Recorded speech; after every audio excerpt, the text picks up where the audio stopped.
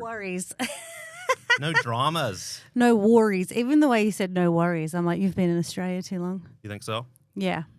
Hey Brad, how's Australia going? Yeah, I heard you fucking live there with the snakes and spiders and Jeffrey Rush and shit. How many times have you met Jeffrey Rush? Is he cool or... Anyway, tell him I said hey. Alright, give me a call back. Love you, buddy. So... Do you reckon there's any gut hanging out? I'm conscious of No, that cardigan is... I hope so. Yeah, that'll do the trick. You're welcome to hang your gut out if you want to just get comfortable. I've been on Monjaro. What's Jaro? Monjaro? What's Monjaro? It doesn't help me at all with an extra syllable. It's like the cool kids version of Ozempic. Oh, it's a pill. It's an injection. It's an injection, so Yeah. it's the hipster Brunswick vibe. Yeah. Well, the hipsters couldn't afford it. No.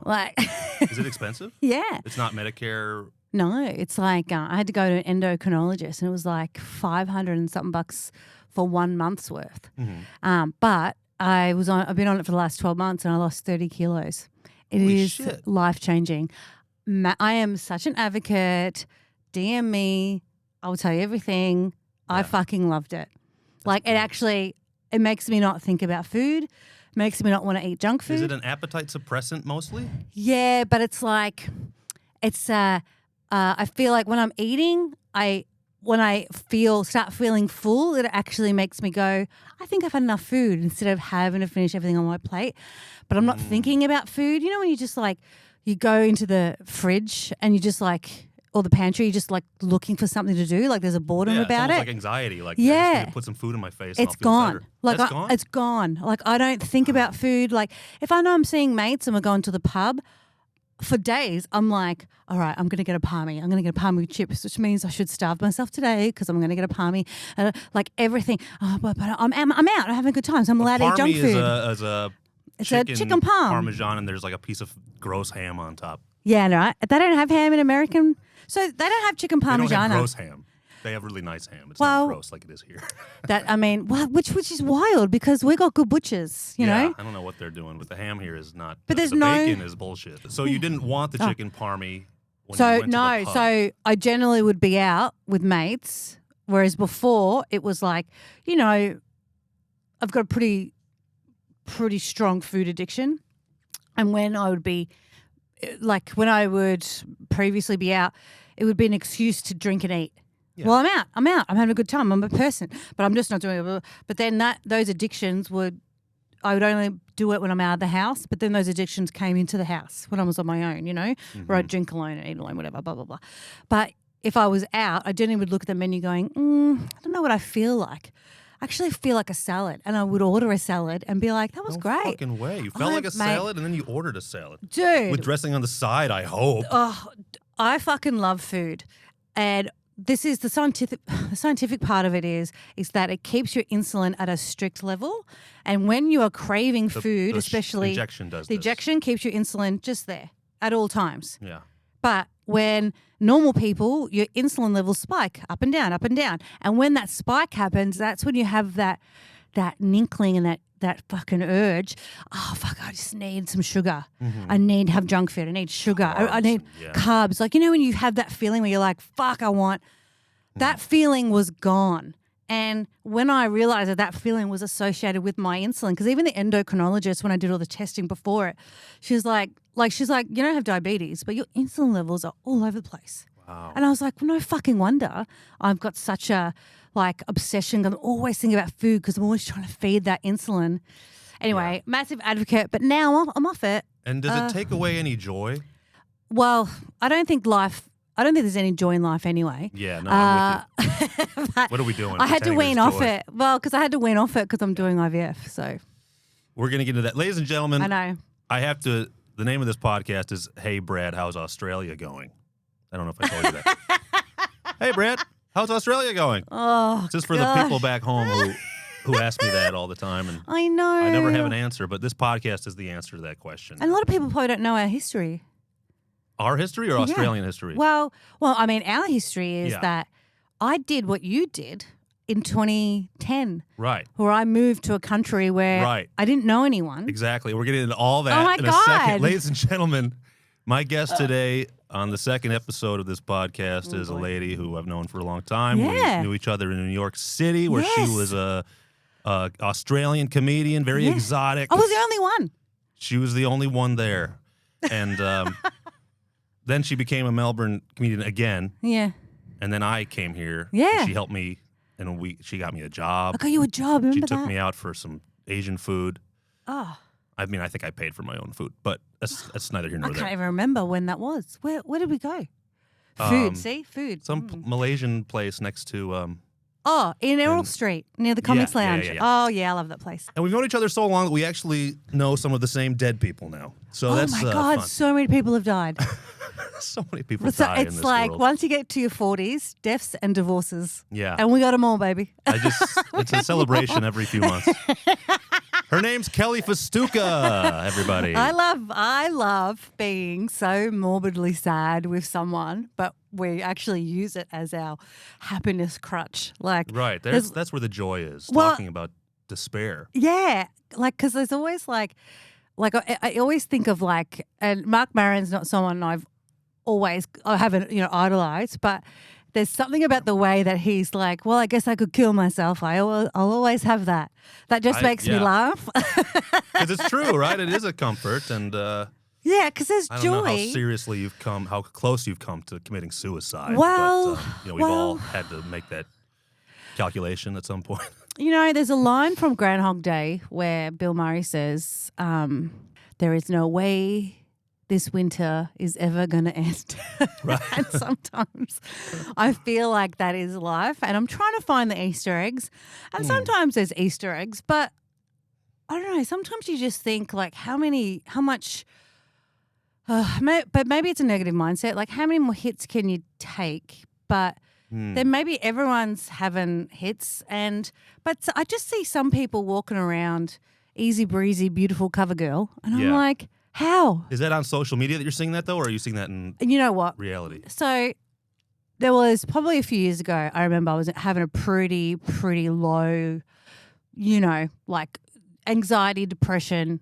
That is A few years ago, you said? Well, it's always been my MO and it's been constant, but I've definitely been better lately than I have ever been. Good. But still, holding on, like not thriving, just surviving. But, but I remember just having moments of like, and this is probably like, before COVID kind of thing, and just being like so like really depressed about like what's going, like where am I, what's happening, blah blah blah, and then was on social media and saw a mutual friend's post about, that her and her boyfriend were away, they're at the beach, and here's a photo of a glass of wine on a balcony and my feet are up, and here's the beach, and don't you just love life? I remember seeing that post just going, what? I can't get there. I can never get there where I feel like I am happy enough to put a post like that out to the world in such a way that it is kind of braggy, but also confident that I'm like, this is I don't give a fuck, but, and I just was like, filled with jealous and rage where I was like, I just don't know how I'm ever going to get there. You want to say who it is? It's not Just someone some rando. Yeah, okay. not someone you'll know, but then so I'm actually close with this person's boyfriend, well, ex-boyfriend now, because I was like, I just saw that post that, your girlfriend made, and I was like, I just like, I don't know how to get there, but, hopefully I'll get there one day with that kind of happiness. And he goes, we had one of the biggest fights I've ever had with anyone in my whole life. That was the worst day. He goes, one of the worst days of my life. Yeah. And she still posted that. Yeah. And I'm like, what the fuck is wrong with us? People are sick. Tell me you're sad. Sick species. Yeah. Tell me you're depressed. Tell me you're sad, because I can relate. I can like go, hey, I'm not going to give you some bullshit like, you know what I mean? Like, it's always green on the other side. I know. Yeah. Like, life's the worst. Do with it as you may. I don't know. I used to have a mantra that was fuck me, fuck you, because, but maybe that's too negative. No, this is a good. This is a safe space. We can be as negative as we want. Oh, this is a total safe space. It's just the relentless fucking blah of time. But then Like, I went and saw some high school friends the other week, and I've got a pretty distinctive grey streak coming through my hair right now. It's a very Mr. Sheffield, right? My hair's Who's up. that? Is that an Australian character? I don't know. Oh, no, Mr. Sheffield from The Nanny. Oh, I never watched The Nanny. Yeah. That's one of my blind spots. Oh, right. So it's right. I've got maybe a few grey hairs everywhere, but I've got real strong, Bride of Frankenstein right there. I don't really see it. Well, because my hair is up and it's very oily. And but I must have just washed my hair and you can really see it. My hair was down and all these people I hadn't seen in years, they were like, I love that grey streak. I like a grey streak. Grey streak is sexy. Right? It's distinguished. Well, because there's always this thing about women, like, you know, everyone I know covers their greys. They dye their hair. And I was like, I'm not doing that. And all these mates were like, you look so sexy. You look powerful. You look like you're embracing it. And I remember saying to this friend, I know a lot of people that didn't get to live to my age, so I'm going to wear my age with pride. That's probably the most positive thing I've ever said. And I'm still talking about death. That's fine. Let's make it the theme. So how are you going? I'm fine. Oh, we're fine. You know what? I love saying I'm fine because if I say anything else, it welcomes a conversation that I cannot be bothered having. Yeah, fine is kind of a catch-all for that it's not great, but it's like I don't need to pry. Well, just going through the same shit that everybody's going through, basically, I guess. Yeah, well, I mean, I feel like you would be going through a lot of stuff that a lot of people wouldn't. That's true. They don't understand. They don't get it, man. I have this weird condition of my life where, like you were saying, when you moved to New York, you were alone and you were lonely. And I've definitely felt that the past 6 years of Australian life. No one knows what you're going through unless you've moved to another country. Like no one can give you any advice that's going to help. I don't think, because they don't understand. Right. I mean, there are people here who have done the exact same thing. I just don't know where they are. Yeah. Are there support groups for expats? There's this Facebook group called, American expats in Oz, but it's like, it sucks. They just talk about like tax problems it's like so boring. Why are they saying aluminium? I miss aluminum. I miss aluminum. There's a lot of. But you don't have to have American friends. I always found Australians in New York to be really obnoxious. Yeah. And maybe I was. I've met some Americans here that I don't want to fucking. All we have in common is that we're both from a place. Yeah. It's not enough. I don't want to see you. Yeah. And then they start talking about how much they love RFK, and you're like, Oh God, I love. Don't talk shit about my boy. Do you love That's RFK? my guy. I've got some questions here. Oh yeah. I don't want to structure this too much because No, I know you're good. you can really go off on a tangent. Dude, I do. You are the queen of just like, what was she talking about a second ago? I'll accept this compliment for my ADD, which I am you on have ADD? Ritalin. Yeah. Okay. So mental health, you have like Oh, 7 mate. or 8 problems Dude. at once. It's funny though. About 6 months ago, I weaned myself off all my antidepressants. I'm not on any of them anymore. You didn't cold turkey it. You can't cold turkey. It makes your you're not brain. supposed to, So I'm on because when I was on the Manjaro, I actually felt really happy because I wasn't eating and being a pig, and I was sounds losing like it weight. takes away some anxiety. And that's when it's like, oh, a lot of my issues and my guilt and my self-hatred, all that stuff was all food related, and it took it away. So now I'm not on Manjaro because of IVF stuff, but I'm still not on my antidepressants again. But I also had this, I've been on them for like 10 years, solidly for 10 years, and then before then on and off all the time. And I just was like, I don't know, at some point I've got to just be put my big girl pants on and just go, look, this is fucking life. Things have worked out so much better than you could have anticipated. Yeah. Right? Even though there are so many swings and roundabouts and there's so many knockbacks. Yeah, and you keep alluding to these knockbacks and these hits that you've been taking in life. Which I betcha, compared to other people, it's fucking nothing. Well, I'd love to hear, okay, so from where I sit, and you're not on social media anymore, right? I hover and I watch, but I never comment and I never like anything because you don't it's really too much. post, because I don't really know what's going on. No, I don't post. But I know that you're married. Yeah, I got married at 42, 43. What, you're 45 now? I'm 40, I don't know. 43. I'm 43. I turned 44 in January. Okay. And you live in this, you guys bought a house together? Yeah, so I've always been I've always lived. When I got back from New York City, which was 2017. Yes, it was 2017. 2010 to 2017, and then I was living in Kew with my best mate for the longest time. And then at the same time, I met Damien. She met her partner, and she also got pregnant from him quite early. Is this the lady who Cecilia? Yeah. And he was in Perth. He was in Sydney. Oh. And then they were they were online dating. Yeah. And then, but they were, so, it was just one of those things where I think, because I was probably 39, we're both 39 at the time. I think when you meet people that late in life, we don't rush into things, but we're pretty sure we know what we want. You know what I mean? There's no slow, like when you're younger, you slow date because you're testing waters and you want to make sure, but, I don't know. I think I'll be slow dating like the rest of my life. I absolutely think you would be, and I understand why. Yeah. Because anyone that's gone through, any kind of separation, I can't imagine. One of my best mates has gone through one, and she's like exactly the same, where she's like, I know what I want, and I want to dig in, but I've got kids and I can't, and we've got to take it slow. But every time she has taken it slow, it's worked towards her benefit. Yeah. But I think that we just knew what we wanted, and then so I was very quick to, get into a relationship with Damien, and she was quick, and they were the right decisions because we both, but it was shocking because we were like, who would have thought at the same time? Like we always thought we'll grow old together as spinsters. Yeah, your little friendship TV show was over. I know. So suddenly. I know. But so we've always lived on, 20 minutes from the city, and then just got time where we wanted to buy a house.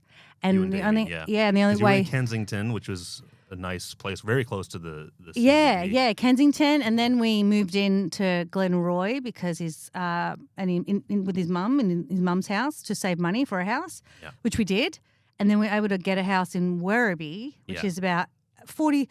Today it took me 45 minutes to drive here, which is really good, but normally it's an hour to the city or whatever, and that's where my family's from. So my mum lives up the road, and then my brother lives over there. My sister, we're really... Okay. Yeah. And Werribee is not the shithole that people describe it as? This is what's funny, because I remember years ago describing Melbourne to, the podcast I used to do, with those guys. And Dan Soda was like, oh, you're from Staten Island.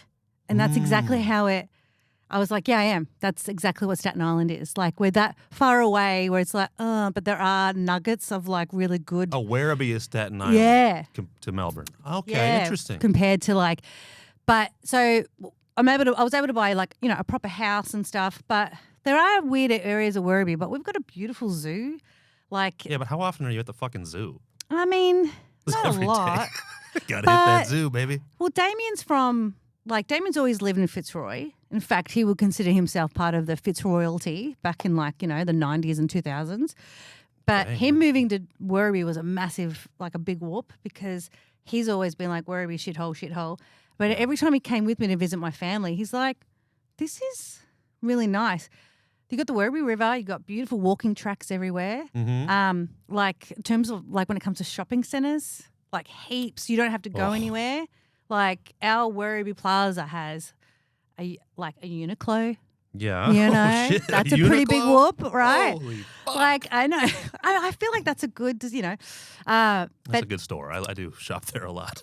Dude, because it's so good. But I think for Damien, he was I would never move to Werribee. And then he was the one that was I think we should move to Werribee because that way we can get a house. So, you're always 30 minutes away from the city, but now we're an hour. So it's we've just had to add half an hour onto every time we leave the house. Yeah. But we have a home. I got dogs.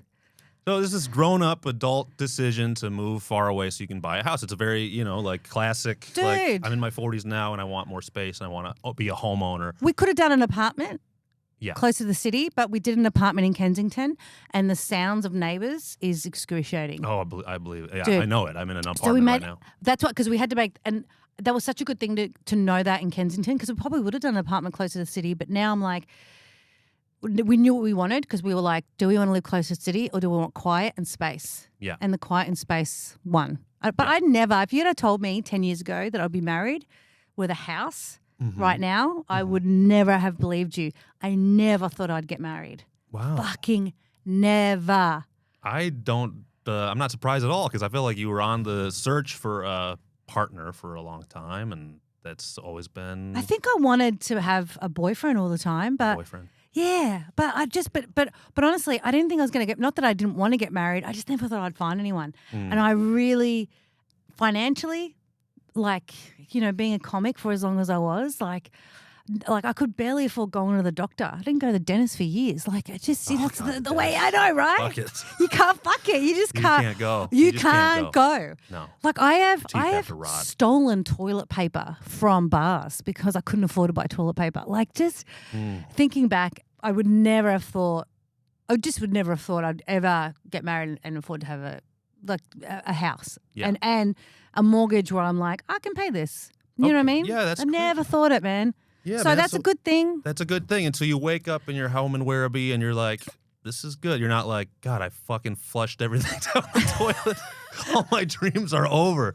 Well, my dreams are over, but yeah. Well, let's talk about that because you've been doing stand-up. You were doing stand-up for a long time. For a long time, and I don't think I've been on stage for a year and a half. It's been like a few months for me, actually. Oh, really? Yeah. I mean, do you miss it? I want to miss it more than I do. Okay. I'm in this weird split. Like I had such a bad show that the next day I quit drinking alcohol, and I've been sober for 3 months now. Have you? Yeah. Oh, good for you. You know, my husband's sober. Yeah, good. He's 6 years sober. Oh shit, that's a long time. Yeah, and he's like, wow, because you need to come over.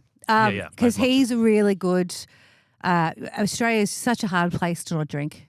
To not drink. Yeah. Yeah. Really hard. And it's a thing that Damien's always. So we try and do trivia, because trivia is not a massive drinking thing. Doesn't have to be, no. It doesn't have to be. Like I wasn't. But it is. Yeah, well, because they give out jugs of beer and stuff, and it's annoying, but it can be like a social thing. But it's like it's really hard because everything that's social is is just so around drinking. So we're always trying to do stuff that is like all you can eat food place where it's like fun and silly, or a really niche food place. You don't want to go to an all-you-can-eat place anymore. No, well, we've both got anymore. food fucking issues too, mate. Yeah. It's just you're fucked no matter what. So you really do. bad gig. Was it just the trifecta of like you hate yourself, people hate you? I hated myself. I hate who I am in these spaces. I hate that I feel like I can't connect to Australian audiences, and I'm like, is it something about me? Am I doing something? Do I come off as this American douchebag?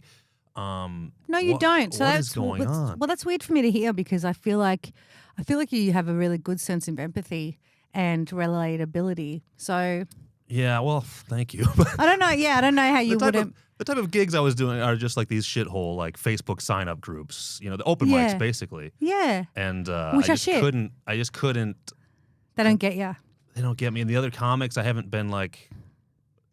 Yeah. Really embraced by that scene. No shade to anybody, but like, it was so easy in New York to make all these friends so quickly. Listen, people out there don't know, but we lived in New York in the golden time. And I'm not lying. Did we? Yes, we did. I really believe when we were in New York, because all the people that we love, if they're not dead, they're in LA. Yeah. They've moved. Like, but that happens to every single like generation. If you want to use that word, I don't think New York is what it was when we were there. Everybody goes to LA. Well, no, we had a community. It's got new people. we did. We had a fucking community. But now there's a new community there that you're just not a part of, and that I'm not a part of. I just don't think that they're as nice as our community because we really. They might be the nicest people in the world. They're just young. They're just younger, and they don't want us around because we're. That's another thing. Is I think like, oh, these Melbourne comics don't. I'm just fucking older than they are. Yeah. I felt. Oh, man, we got so much to talk about. I know, we don't have time. Oh, mate. We're done. Oh. No, we got 20 minutes. Let's. No. That's all right. No. We're good. Okay. I do think that it was the best. It was the best of times. It was the worst of times. You're grateful for that time. You don't feel like. I wish I would have become Sarah Silverman or Chelsea Handler. I feel like. Because remember when I was doing a show called Underbelly with Andrew Short and Reed Failer? I did that show a couple times. So good. So fun. that was like a beautiful time. Yeah. It was, and that show. You probably resented it at the time. At the time, I just it was just so, you're so busy, and those guys were so talented. They did so much work towards it. And I used to do the tech booth with Marcus Parks, who is now like the guy from last podcast on the left. thing, yeah. Which and those guys are beautiful and stuff. But like, there was something like that show. Like, I remember like Michelle Wolf like doing that show a bunch. Yeah. You did that show a bunch. Harry Shafir did it once. Maria Bamford did it. Wow. You know what I mean? Like, and that was like, because the Creek and the Cave in New York at that time, I don't know, everyone who's famous now was coming up then. Like, I remember doing open mics with Mark Norman, and he was a cleaner, and I remember when Joe List used to drink.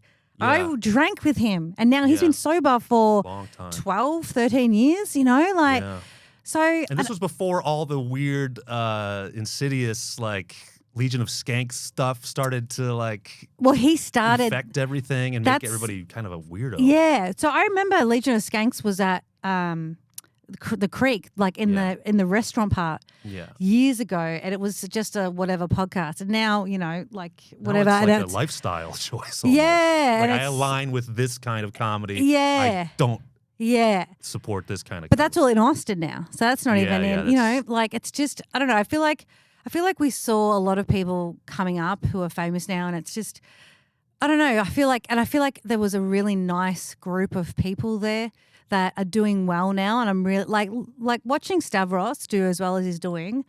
It makes my heart. Just saw him in Begonia. It was good in Begonia. Did you see that? I mean, he's in a fucking Hollywood movie, and he's like fourth on the list. I've never met him in person. But haven't you? No, I never got the chance to meet him. He is, and I was telling Damien this, I was like, he is everything. Like, he is the best of us. He's a nice guy. Comedy, just a really, really, sweet, lovely person.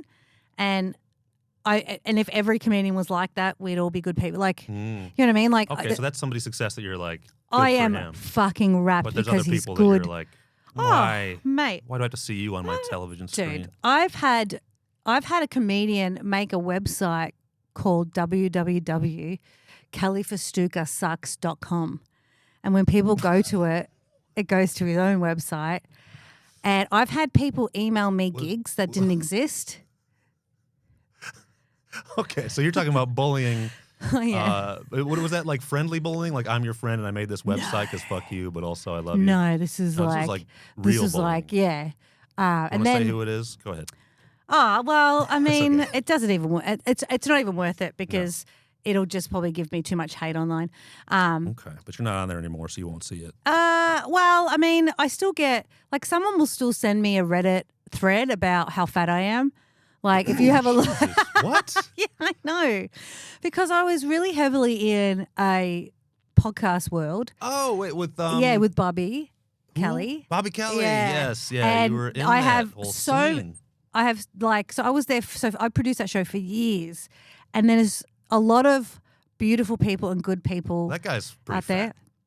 Well, I think he got lap band surgery, so he's lost heaps of weight now. But there's no Reddit threads about how fat he was. Oh, I sure, mate. But it's just like that old O&A crowd of just people who's shitting on you, whatever. Yeah. But then for every person that hated me, I had 20 people message me going, I'm going to go to his school and see where his kids go to school. And I'm like, no, don't do anything. Who, Bobby Kelly's school? No, the guy who was bullying or whatever. Yeah. So anyway, I don't know. I feel like even though like there's shit things, blah, blah, blah, but I do get when you talk about stand-up and people are young, because especially when I got back from America and I hit everything really hard, everyone was really young and I could not relate to anyone. Back here in Melbourne? Yeah, and all my friends were famous. That's another thing. So all my closest, Melbourne? Yep. They were Melbourne famous, not like world famous. Well, some of them were world famous, but mostly Melbourne famous. So I was not getting booked on the same gigs as them. Right. I could not hang with them. Right. I was hanging at these shows with all these people that were 15 years younger than me. And I was like trying to, like, hey, trying to be friends, da-da-da. But it's just you feel so isolated and so alone. Some of the best parts of comedy is the fucking hang. Yeah. It's the hang. And when you have comedy sans hang, it's not that fun. No. It's you not. know? And I always It's- even like when I do like, do you remember Crab Lab? That show? Vaguely. Yeah. So Crab Lab was like a Wednesday. Oh, yeah, I did that once and I fucking bombed. Oh, no, So right? bad. Oh, Yeah. so devastating. But like, and also everyone bombs all the time, you know, Yeah. and which is another thing. Well, But the stakes for me were pretty high. I feel the same way. Yeah. Though I had to prove myself so many times. Like, I don't know how many times I did Spleen in Melbourne and did really fucking well. I can't Like, get I'm on the that first shit. person that'll tell you that I bombed and that I ate it. Yeah. But I fucking always had good sets at Spleen. I never had a bad set. Never. But I never felt in that room that it was that I was let off the hook. You know, like you've Okay. proven yourself. Now You you're know? in, you're Like one I of had to us. prove myself 10, 11, 12 fucking times that I could do it. You Yeah. know? And it's Yeah. like that scrutiny is fucking dumb. Like piss, fuck off, fuck you, go And away. It wears on you, yeah, and It would wore me eventually down. you do go away. Well, this is the thing. Like, I felt with stand up, it did wear me down. Like, I was so unhappy and so lonely and so isolated. And I just didn't know. I love performing and I love doing stand up. I actually love it. But the business side of it breaks my heart. It breaks my heart that Yeah. I just can't figure out a way to do it and not let it destroy my soul every time. Right. And it's not the gigs. The gigs are fine. Even if just I bomb. hate watching comedy. Like I hate watching comedy. I can't watch it. Please don't ask me to watch your show. Right. Don't want to I watch don't it. want to watch a comic before me or after No. me. I'm a bad fellow comedian. You guys are fucking awful. I don't. And Damien doesn't get it. My Yeah. husband doesn't get it because he's like, first of all, he's like, please do stand up. And I'm like, I don't think so. Like, he's very supportive. Like, he's like, you're the funniest person I know. No. And then secondly, he's like, I don't understand how you hate stand up. I'm like, Right. because it's stupid. Yeah, it is. And I'm telling you right now, like, this isn't me going, I'm great, but no one's fucking funny. I don't find anyone funny. Who's your favorite comedian right now? Fucking No nobody. idea. I can't answer that. I'm like, I mean, I'll I just go can't back watch to anybody's special. no, So- no, I can't. Like, I watched, like, okay, Marie Branford, great, perfect. I watched a few years ago now, Bo Burnham's Inside. And I was like, a oh, big that one, was, yeah. I was like, oh, that was superb. It was just because the way he made it. But if you make me watch a fucking stand-up special, Mhm. I will jump out of a window because I can't do it. Is it- It's do you think nothing's it's 'cause- funny. Is it because you're bringing your own baggage to it, or you just like you genuinely feel like I've seen too much stand up and I can't watch it? I think it's both, yeah. Yeah. I feel like I've seen so much stand-up, but I also feel like I don't feel like I'm okay with not doing stand-up. Yeah, sure. Because you know what else happened is that I feel like I lost heaps of friends because I had so many. I still had heaps of friends in stand up and heaps of friends that were doing well, and it always made me sad. Not that I didn't have their fame, but that I just couldn't hang out with them as much as I wanted to. And if I did hang out with them, I felt like a loser because I'm like the comic hanging out the gig who's not on the gig and will never be on the gig. And what's your name again? And then there's always that weird thing where someone tries to make me pay and then people are like, no, she's a comic, let her in. Oh God. You know, and it's like, oh God, why do I always feel yeah. bad, right? But there's so many people I just don't see anymore because I'm not doing stand-up. And I think it's a matter of just like, people are busy and your lives go in different ways. But the most disappointing thing is that there's people who you're not friends with anymore because they can't get anything off you. Okay, so you find out who your real friends are. Right? And do you have a lot of real friends now? I've got so many good people, Yeah. That's good. and one of them is one of the most, the best. I mean, I think she is someone that I will watch always because Because you have to, because she's on every fucking TV show that Right. they put Well, out here. So hey. you can't avoid her. well, you know what? Because she's that good. Get someone else in there who can do the job as well. But No, she's very good. I like watching But her stand-up is so fucking relatable. Like even yesterday, she was telling me about a bit that she did in her show and like that she's putting in her show. And I was like, fuck, that's so good. You know what I mean? Like, I'm like, that's so funny. Like if I didn't know you and I watched you, I would think that you're speaking to me because everything is, there's no like status with it. She's like, I'm a dork, I'm a dickhead, I'm doing the best I can. And it's fun. So Have you ever asked her for like, hey, can you? She's done heaps for me. Yeah. Okay. She's done heaps. All right. She's introduced me to She's everybody. taken you as far as she can take she you. has given me gigs. Yeah. She did more for me than anyone I ever know. And like she had like her management. Mate, this is a story that broke me. Oh God. So strap in, ladies and gentlemen. I wonder if people know, because I feel like I tell bits and pieces of stories, but I don't. They never finish. I never finish a story. I'm so sorry. You've left so many balls up in the air during this conversation, and they're not going to land. I'm on Ritalin. I'm on 3 Ritalins a day. It's not enough Ritalin. Not bad. It's not enough Ritalin. One more Ritalin and you'll be like the best. Oh my God. In the world. Some days it's good, and like you can see I'm on Ritalin. Like I'm vacuuming heaps, and I'm really focused. Yeah. So I did my last comedy festival show. This was Good Egg. About your IVF journey. So I had a show called Good Egg. Yeah. And then someone else came in and had a show called Good Egg. Oh my God. But I had done my show at Fringe, and then they were like, "So you're gonna have to change your." Who said this? The festival. The other person? Fucking the festival. Okay. The festival, because anyway, they were like, the other person's show is like they're an egg because they're like, that's their thing. They're in it. So I had to change. Wear an egg costume, and that's their whole deal. It's so you had to change your title to... So I changed it to Over Easy. Anyway, it was a great show. It was a really good show. It was a good journey. And I had more people message me about this show than anyone else. I had a moment in the show where there's this like adorable reveal where women were like, oh, you could hear the gasps in the audience, and then it was such a good show. And it had so many good reviews. And it was like my 6th comedy festival show, solo show. And I worked, and I'd had a year off beforehand and like had been in COVID and like just to the bone, gone to Perth, gone to Brisbane. I'd worked at every state in Australia. You know what I mean? Like I'd done, the hard yards. And then someone from a management, so the biggest management company in Australia is Token, where everyone you see on TV is with Token. That's it. And someone from Token came and saw my show.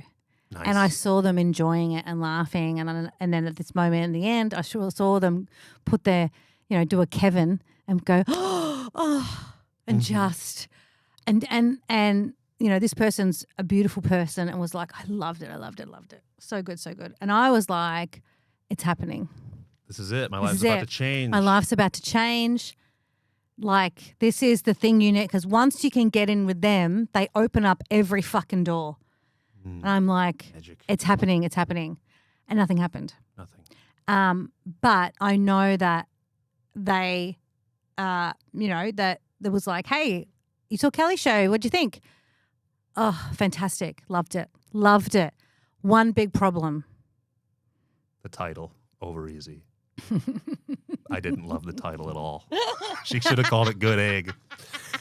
No. One big problem. Yeah. She goes, there was no one there. Oh, fuck. And I'm like, well, how do you think that can change? Yeah, who has the power to put asses in the seats? People have the power to do something about it. Fucking token bitch. No. This person's definitely bastard. not a bitch. Okay. They're not a bitch. They're a beautiful person who took time out of their busy schedule during the comedy festival to support me and see me, blah, blah, blah. So you don't already have a following. They were like, no. We can't help you. I don't. I think it's just one of those things where it's like, I loved it. She's great, but I just don't think there's anything. She's just not. She just doesn't have it. Marketable. Well, I think it's like, she doesn't have it. Like the X. That people talk about the X factor, and like back in the day. And this is I will fucking name drop and we can pick them up off the floor. Back in the day, we used to open mic with Michael Che, and you'd watch Michael Che and go, fuck, man, he's got it. There's something about him. After like a few months, you had it. Yeah. He would just start, and then you're like, this kid's been doing stand-up for a year, and he's just, boop, something clicked. Meant to be. And I think, and that's what, and I don't, there's no malice here, because there's no malice. I just think that when someone in a position sees you and that they know what that is. They know what the... Okay, because, yeah. Okay. What is it? What is it that makes this person marketable? And I think that from a business point, they couldn't see it. Mm-hmm. So if they can't see it, what's the point? Right? Do you think so you had that realization, like, what's the point? I had the realization where I was like, oh. That must have been a dark night of the soul. Oh, yeah. Especially taking that on when, like, you could have thought, like, well, somebody else could see it or I'm not going to. But that was the moment where you felt like you gave up a little bit? Well, yeah. I feel like I was like, oh, like I don't have whatever they're looking for. I don't have it. Yeah. I just don't have it. I can be funny. And at the same time, I did actually have another management company watch me and they were interested. And I had a few meetings with them and they do a lot of radio. So I was doing a bunch of demos for them and I was pulling every famous friend I had. Yeah. This is the solid I need. So they were like I was doing, 10-minute demos of radio with them and sending it through. And they're like, yep, keep going. And I kept on doing all this work. And I'm like, what's it going to take, to sign me? And she said, you just don't have a following. We need you to give us the following and then we can sign you. I was like, but I'm only going to get the fucking following if you sign me. But of course now, this is probably 6-7 years ago. So now that it is actually what's happening is that people get those followings and blah, blah, blah. I don't want to sound like, I don't want to sound like bitter schmitter chicken dinner, but, but I don't know. I feel like it's like I knew everybody. I've had so many chances. I have been seen by everybody. Yeah. And if every single person that can change your life sees you do stand up and none of them reach out to help you change, like to help you, like, because there is a thing about, well, you've got to be undeniably funny and da-da-da. Well, I've seen a lot of people that are not undeniable, but they fit a certain look or, it's the right type. place, right time and all that shit. Yeah. So I don't know. I'm like, if everyone's seen me and everyone knows what I'm capable of and they're still like, meh, then what's the point? I'm always going to be chasing something that's never going to be there. I'm always going to be broke, blah, blah, blah, blah. Now, the minute I kind of stepped away from comedy though, I did end up meeting someone and I got married and bought a house. Yeah. So I'm like, at least I got that because if I didn't get married and have a house and not do stand-up, then I'd probably be dead.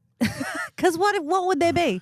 So do you view that? You don't view that as a consolation prize, though, do you? No. Okay. No. And I don't want to sound. No, and I don't want to be ungrateful. Yeah. And blah blah blah. Like I definitely am 100% fucking wrapped that I just never thought that I'd have because what comes with being in a marriage and being married and having a house, there is a million other really good things that come with that as well, which are I was able to become a foster carer for dogs. So I've been taking care of dogs, and like sending them off. And then the last dog I had, we ended up foster failing her, because she's like, we had her for 10 months and we worked through all these medical issues with it. Like, you know what I mean? Like, so there's like, my mum has been sick. So I've been able to like be really close and like, drive her to the hospital, do all this stuff. My brother's been sick. Like, there's all these things that I was able to do because I moved. Yeah. And I was like, oh, thank God I moved. Thank fuck. Right. So I don't want to like. It's definitely not a consolation prize. If anything, maybe I was looking for a way to get out of stand up. I don't know, but I love it. You love stand up. Yeah, I love it. I love performing and I love doing it. But fuck, man. I know. Why does it hurt us so much? So crushing. Do you want to go back? Yeah, I want to go back, but right now. But you're sober now? I'm sober and I'm scared to go back. And without drinking? Without drinking and doing the same show. I can't do those same shows anymore. Like they're so bad. I can't get on a good one. I don't want to do a bad one, so I'm just like, well, fine, I'll just take nothing then. But it's so hard to create your own as well. I tried that and it was a fucking shit show. Yeah, it's so hard. Well, listen, I think we have to wrap up. I've got so much more to talk about. I know. I got to like one of my questions. Oh, quickly, just what's the next one? Do you have... Oh, boy. Do you have a severe mental illness? Mate, multiple. Mate, I'm on, the spectrum. I got so many hues in that spectrum. Yeah. And my husband's autistic as well, so it's fucking, our house is just where it's lamps at all times, no big sounds, headphones. Oh, good. I'll just ask this. Is Melbourne it for you? Because this is a show where I feel like... Oh. Is Melbourne? Are you done? Basically, Yeah, with we your haven't life? really talked about. I'm done. Yeah, I'm you don't done. want to go. I'm not anywhere else. moving anywhere You ever don't again. yearn for another adventure where you move to Spain or No. Mexico or Damien's back like, to New York. Damien wants to move to Japan so much, but I'm just like, I think going there for a holiday and living there are totally different things because New York's the same. Going there on a holiday. Oh, I used to live in New York. Oh my God, that would have been amazing. No, it wasn't. I lived through so many hurricanes and fucking blizzards. Yeah. You know what I mean? Like I had men pull their dicks out on the subway, try and jerk off on me. No, it's not It's the that best great. part. I know Oh, it's okay. a miss New that. York City. Miss No, those dicks. do you think that this is it for you?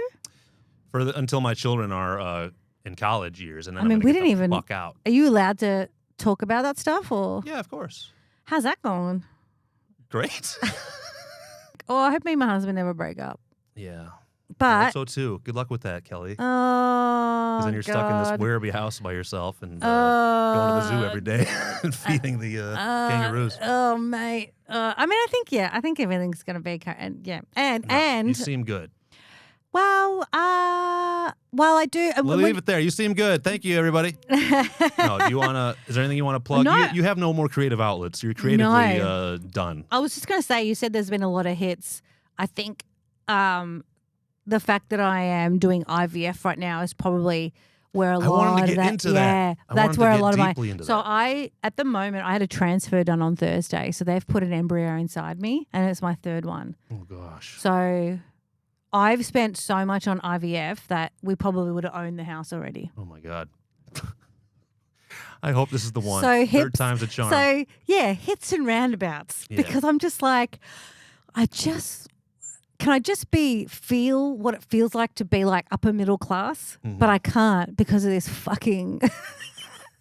I don't know. Anyway, This dream to have a child. yeah, dream to have a child. Blah blah blah. Anyway, but we'll get there. You will. I hope that's what's next for you. Is Yeah. tick that off the box, and you'll realize I got to go back to stand up. This sucks. Well, that's what I said to Damien. I go, if I don't ever have a baby, I have to go back to stand up because I have to have something. I don't know. Damien's not enough. Poor guy. All Yeah, the right. dogs and Damien are not enough. Yeah, I hear you. No, I have nothing to plug. Oh, well, me and Damien actually do a podcast called, shall we just watch it real quick? Oh yeah. Okay. Where we talk about things we've watched during the week. Yeah. And we've been watching Friends for the last few weeks. So Sweet. we keep on talking about Friends. And it's really interesting on the rewatch because I always knew it, but now Damien knows it because he didn't see it before. Ross is one of the worst TV characters ever made. He's a gaslighting cunt. They were on a break, Kelly. Good Lord. All right. Thank you so much for watching. This has been, what's it called again? Hey Brad, how's Australia going? Yeah, I heard you like fucking live there with the snakes and spiders and Jeffrey Rush and shit. How many times have you met Jeffrey Rush? Like, is he cool or? Anyway, tell him I said hey. Alright, give me a call back. Love you, buddy.